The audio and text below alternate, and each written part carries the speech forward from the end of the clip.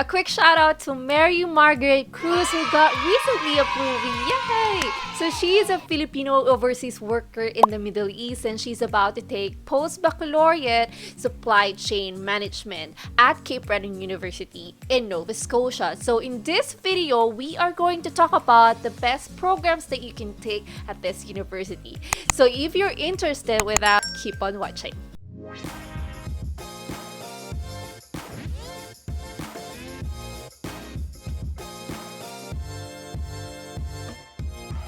So Cape Breton University is actually in Nova Scotia. This is actually on the island, Cape Breton Island. So probably you're thinking, I'm gonna be isolated because I'm on the island. Okay, guys. The island is actually connected to the mainland of Nova Scotia. They have this bridge, so you can always go to the mainland if you want to. But do you know that Cape Breton Island is one of the perfect destinations during Indian summer? So if you don't know Indian summer, this actually the fall in the east side of Canada. So this like the colorful leaves that you see on the internet. But yeah, they're one of the best places that you can visit here in Canada. They ranked number 1 in 2020 Travel and Leisure World's Best Award. You can also find the 280-kilometer Cabot Trail on this island. So if you're gonna visit Cape Breton University, visit the Cabot Trail. So now let's move on to the cost of living. How much would you spend for a 2-bedroom apartment or a room at Cape Breton University or specifically in Cape Breton Island? So pretty much when I check Kijiji.ca, you're gonna get $750 for a 2-bedroom apartment. So that will be per month Canadian dollars. And if you want to look for a room, then you're gonna get $300 to $75 per month. So pretty much the cost of living in this province, specifically on the island of Cape Breton, is pretty decent and also affordable. The food, again, it's pretty much the same across Canada. I already compared since I live in different provinces here in Canada. It's pretty much the same. So now let's move on to the job prospects in Nova Scotia. Pretty much across the province, there are certain industries that are in demand. So if you're going to move to this province, you have to be intentional. You have to do your research. Is your field is in demand in this province? So I'm gonna give you some examples of in-demand jobs in Nova Scotia. So number 1 is financial investment analyst.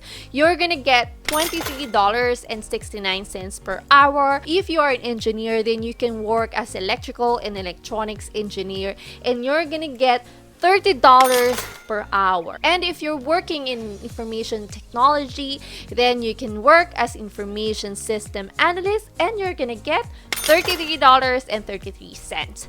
So let's move on to the healthcare industry. Again, Cape Breton Island is one of the destinations of retiring Canadians. So 15.6% of Asian population are living in Cape Breton Island. So only 10% are living in Halifax. So again, Cape Breton Island is good for healthcare workers and healthcare administrators. You can actually work for the government or Nova Scotia Health Authority. So I have few friends who are working for the government, and they're getting pretty decent salary. So now let's move on to the best programs that you can take at Cape Breton University. So please know that this is a publicly funded school, meaning you will get a post-graduation work permit up to 3 years if you're going to take a 2-year program.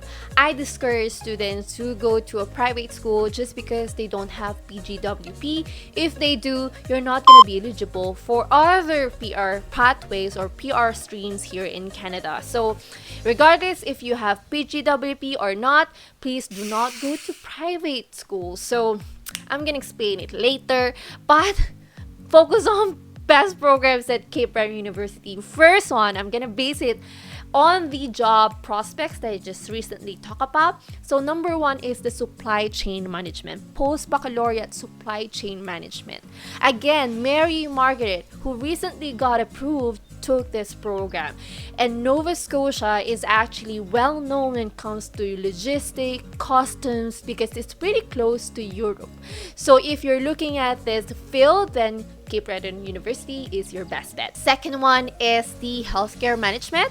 So post-baccalaureate healthcare management. If you're a nurse and if you want to change your career to, health administrator, then this program is for you. You can work as a healthcare human resource manager or healthcare administrator at Nova Scotia Health Authority. So next one for engineer, they have electronics and control. As I have said earlier, this is one of the in-demand jobs in Nova Scotia. And next one is public administration. So if you're looking at, social services, and if you want to work for the government of Canada, then you can take this program. So there are a lot of programs. These are only the well-known programs that international students are taking. But again, I have a free workshop where you can learn how to choose a best program when it comes to international education in Canada to avoid study permit refusal. So don't forget to watch that free workshop. It will be in my description box. So now let's move on to the cost of your study at this university. So Cape Breton University is actually 26,000 Canadian dollars, including miscellaneous, for 2 years. So that's actually pretty decent and affordable considering that this is a university. And another one is, again, English test. Do you need to take an English test? So for Filipinos, you're pretty lucky because you can waive your English test. They can actually accept English as medium of instruction. So you just have to submit it to me and then I have to talk to the university. So for foreign national who needs to take the IELTS academic, you need to get 6.5, no lower than 6.0. 6.5, no lower than 6.0. For application fee, the normal fee for the application fee is 103, but since CBU is actually one of my school partners, we can, not totally waive it, but we can get it for discounted price at $64. So before it was waived, like totally waived, but now they put it on $64. But then again, you save money for the application fee. What is your total GPA? Because the total GPA that they require is 2.0 if the grading scale is 5.0. So in the Philippines, we're using 5.0 grading scale, but here in Canada, it's 4.0. But pretty much they need you to have 2.0 as total grade during your university days. So again, sometimes some people could get in, some would not. So I have to double check your credential before we submit it to the university. So PR pathways. What are the permanent residency pathways if you're going to pursue your international education at this university? Again, this is a publicly funded school, so you are eligible to apply for AIPP Atlantic Immigration Pilot Program under International Graduate Stream. So this stream is actually, for international students who graduated from a designated schools in Atlantic. You need to take a 2-year program, and then if you want to pursue your PR pathway for this one, you only need a job offer. They don't require work experience. So again, that's the reason why I encourage you to go to a publicly funded instead of private, regardless if it has a PGWP or not, because you're missing this PR pathway if you go to a private school, right? So I'm gonna have a separate video about private schools. So next one is Nova Scotia Provincial Nominee Program. You can be like labor market priority stream. You can go to that stream. You can also explore Nova Scotia Experience Express Entry. You can also explore International Graduate Entrepreneur. So if you want to open a business here after graduation, you can explore that as well. And the next one is Canadian Experience Class. So this one is actually recommended for couples. If your husband is going to work here and they have a work permit, so they can complete 1 year experience and then they will be able to apply for Canadian Experience Class. So there are a lot of PR pathways for you in Nova Scotia.